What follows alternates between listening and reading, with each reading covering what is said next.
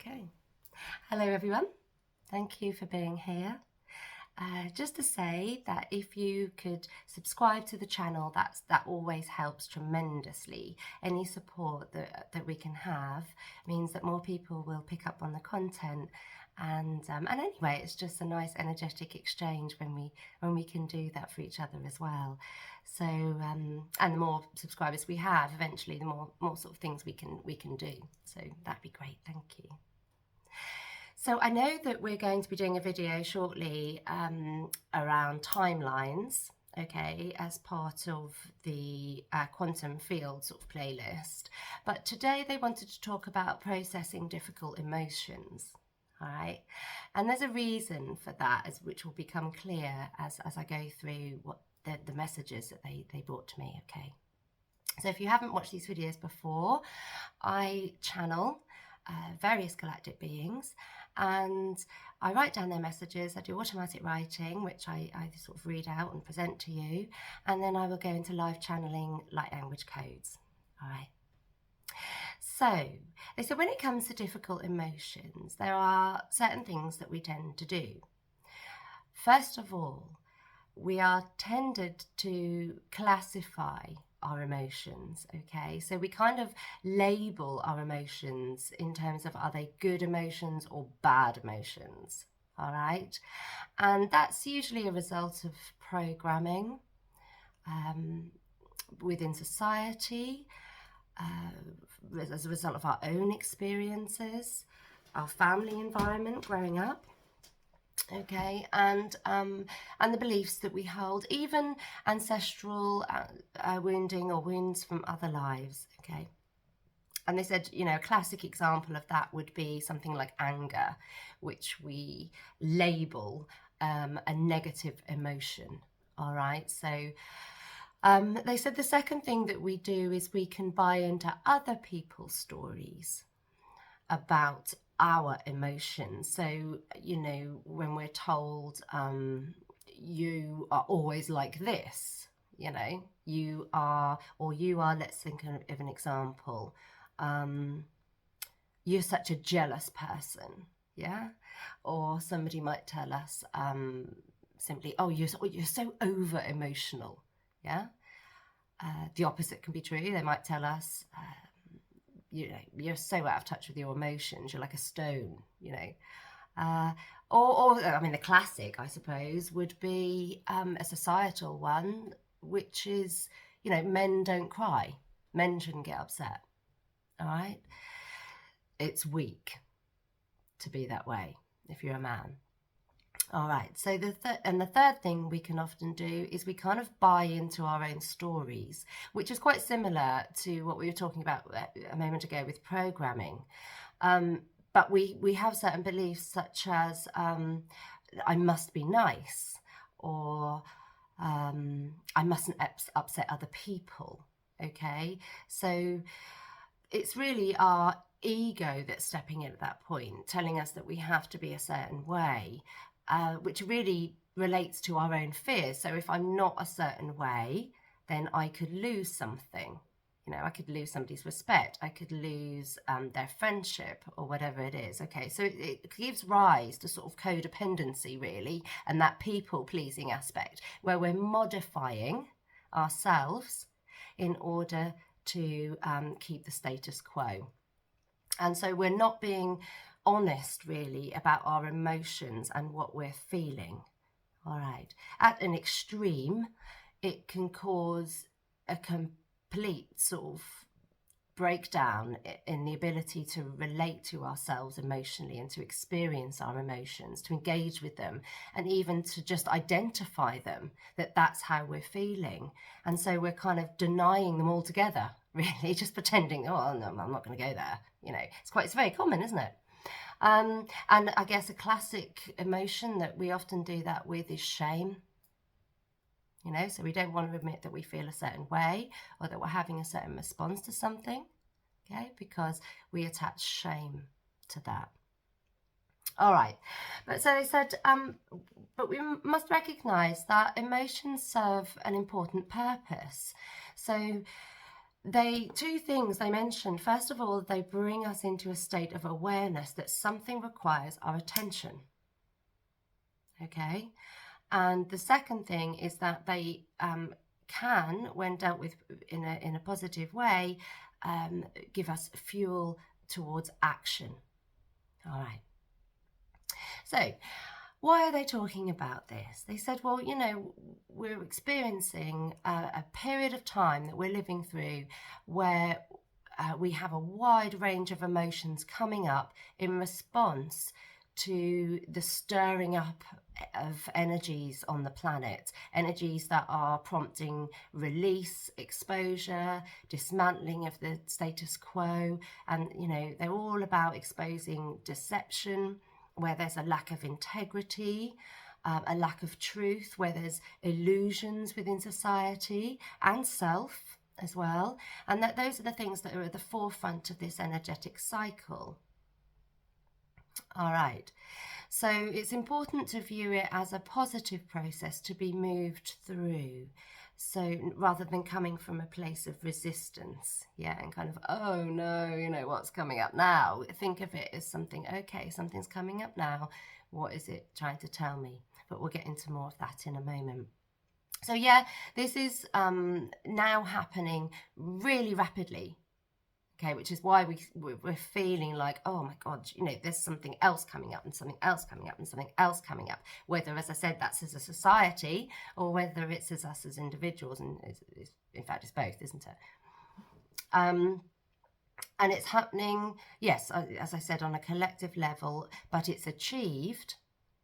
Okay, so the final outcome of this process about working with our emotions is actually achieved predominantly on an individual basis. All right.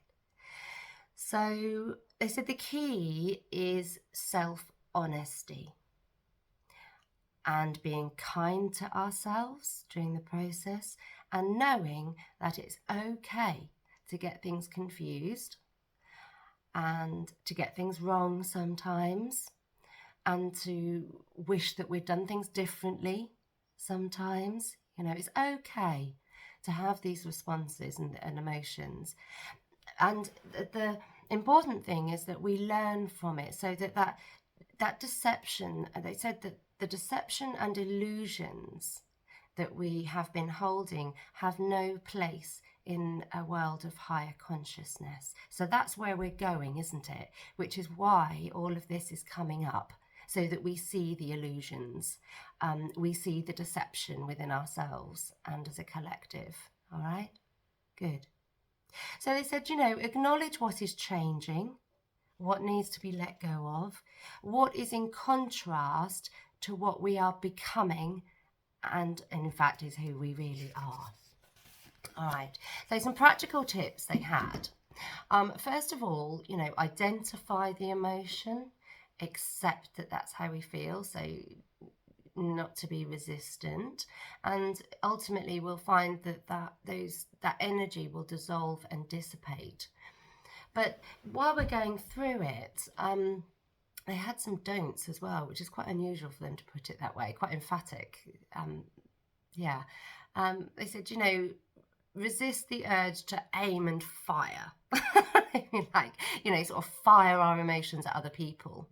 Okay, rather take responsibility and own them, because they're not anybody else's emotions, they're ours. Don't shame ourselves or others for theirs. So name, they said name, not shame. Okay, and understand they're not happening to us. They're not sort of done to us. Okay, it's actually what was the word? Yes, they are you, they are us in that moment, and it will pass. Okay, so that goes back a little bit to not attaching a story about our emotions and about ourselves in relation to our emotions. You know, not sort of thinking, well, that's who I am. No, that's what you're experiencing in that moment. You know, that's you in that moment. Yeah. So, you know, they said your response to things is your own. So turn it round and ask why. Why are we having that response? What is it that we've allowed? Okay. What is it that's being triggered? And why? Is it, as we said at the outset, relating to something else, a belief system, some programming that we're carrying, some ancestral wounding, and so on? All right. Is it a pattern? Now, very often our emotional responses are patterns because they're almost unconscious, aren't they? You kind of like whoosh, up they come, and hence why sometimes, it's not right, but people will say to us, oh, you're always like that, or you always do that, because that's how it's feeling from the outside looking in. Okay. Now, we know that's not actually who we are. It's an emotional response to something. But if it's a repeated pattern, we become identified with that by other people outside of us, and we can sometimes identify with it ourselves. All right. So another question was, has it built up over time? That's kind of linked to that thing about what if we allowed, or is there something that we keep allowing? Okay, that actually underneath we're not very happy with, and hence we have feelings of frustration and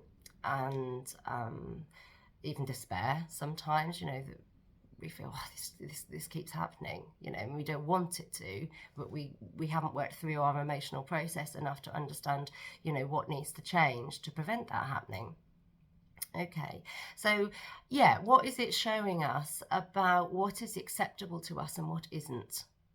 All right, so in other words, what is loving and heart-centered and what isn't? What is it about our experience that we actually are not identifying with happily, because that's not who we really are, and who we really are loving divine beings, okay, in sovereignty. All right, so yeah, so feel the full extent, they said, but in a safe way. So remember that this is an inward process, it's not an outward one. All right, so that goes back to that idea of don't sort of fire and aim our emotions at other people. All right, not to say that we can't sort of express them or let them out. And they mentioned, there are times, of course, when crying is very good. Even screaming in a safe way, or shouting or whatever, go and find a pillow and have a good old scream into it, or find yourself a mountaintop or whatever, and let it out. If we have a safe person to talk to, and they're very good to have in life, talk to them. Somebody that's non-judgmental, somebody that's not afterwards going to view us differently because we told them that we feel a certain way, that they too understand that that's us in that moment. Okay, and of course writing things down is another excellent way. So next they said, don't kind of get caught up in all of that long term though.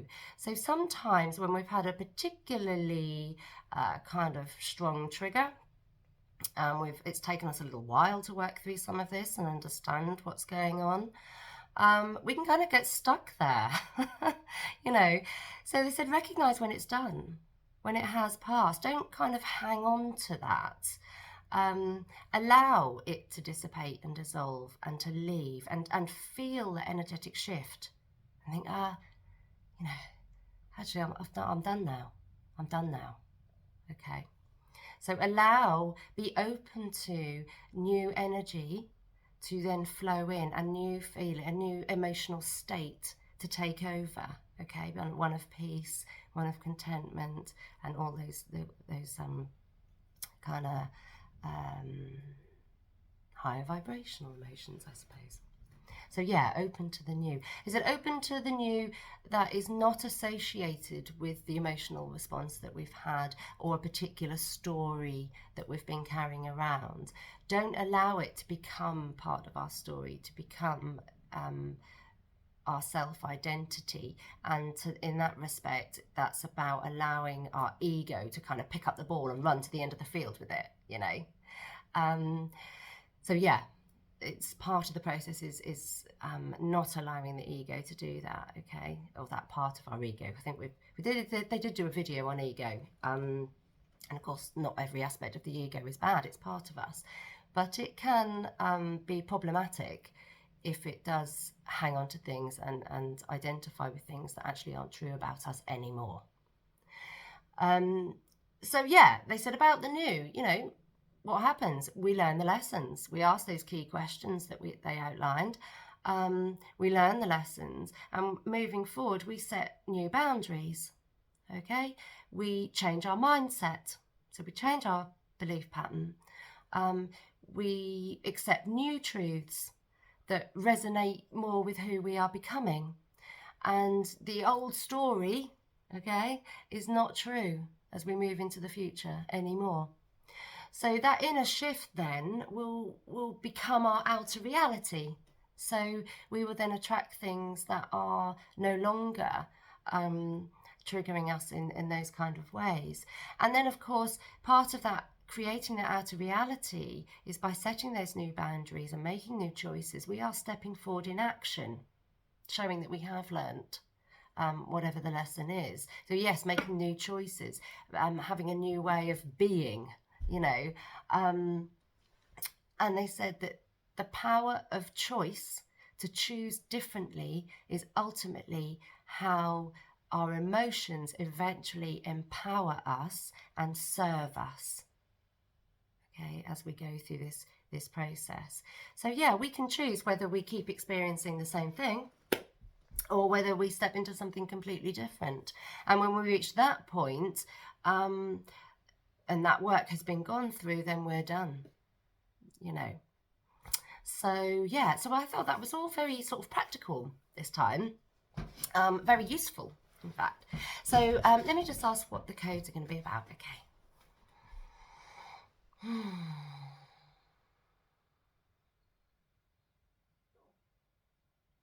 Okay, so they want to strengthen the solar plexus.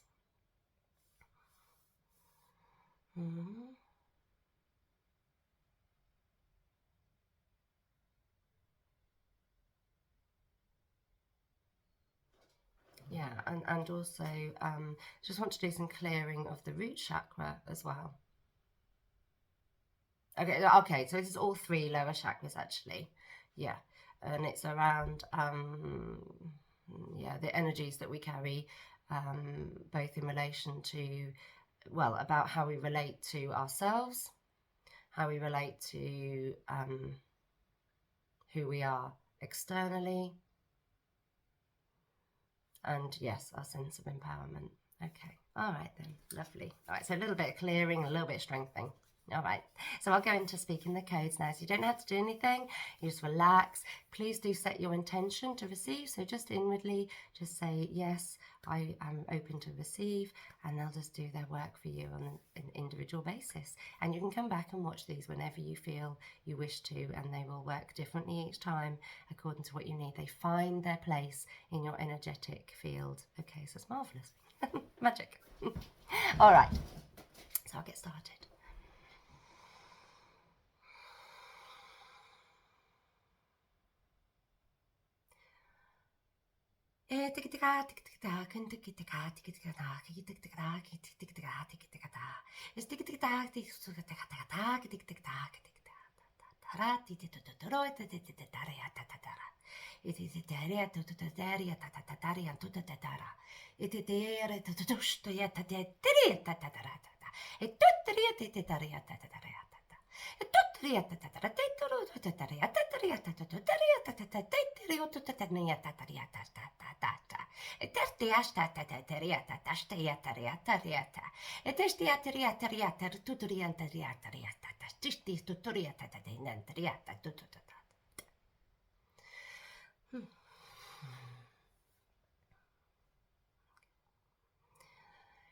Eleseki umaria maleseki tistialo riomania niaria leseki interiaria sia marala.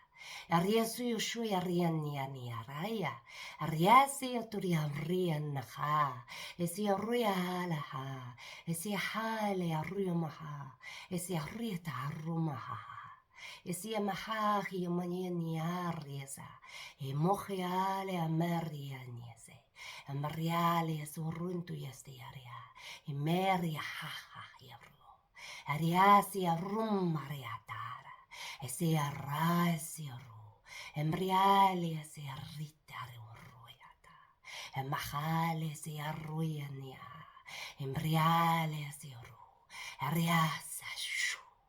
Embriase ariashu, embriase ashu, embriale se ariata, ariasa yaka. Embria muhayani ayaneshea, embaya hoyali nehe, embrialiase heya kayanaha, ekia hia no hia na yasa kayana kuyana kiyaka, ekia hia kunukuyala, akakaya kiyana huy. Ahiana yasakia kiana kukianaka. Ahayana kikia kuyuno kuyanoka. Ekia hiana kia. Ahiana hiana hoyanaka. Ekia riata yatria. Good. All right. So, good. Well, I hope that's of use. I hope that, gosh, I feel sort of sparkly, really sparkly. So yeah, that's a lovely light being washed really clean. So that's beautiful energy, really lovely. So yeah, as I said, I hope that helps. And please do leave your comments. I always love to read them, and I love your messages and emails when you send them. So you know where I am if you would like to work with me on a one-to-one basis. We also, if you are in the local to me in Norfolk, UK, we have a monthly light language group that meets in person in Norwich. But I appreciate, most of you are far, far wider afield, all over the place, all over the world. So I am also now just starting this Sunday running a light language world group online. So if you would like to join us, go to Eventbrite and you'll find it on there, R and Welsh Light Language. Equally, you can send me an email or message me on Facebook, or even just pop something down below in the comments, and I'll give you my email address. I also have a website which you can look at, and you can contact me on there. So loads of different ways to contact me if you'd like to join in with that. All right. Or, as I say, if you'd like to work with me one-to-one, either mentoring and developing yourself, or some healing and working through challenges in your life. So yeah, don't be afraid to get in touch. All right. Till next time, lots of love, lots of love. Bye.